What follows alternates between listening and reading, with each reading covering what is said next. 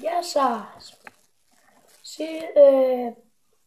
Όπως βλέπετε και το όνομα, σήμερα θα μιλήσουμε για τα stickers.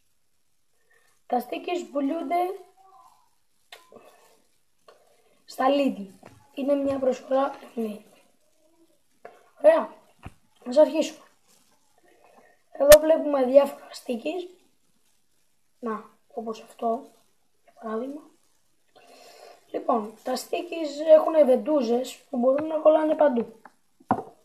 Και έτσι μπορούν να κολλάνε παντού. Σε λίγες επιφάνειες φυσικά. Ορίστε.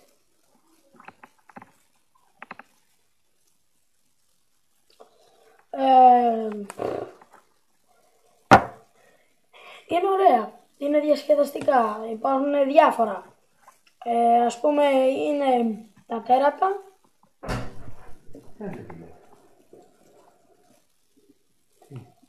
Έλα ρε παπά, πάλι θα το ξεκινήσω από την αρχή.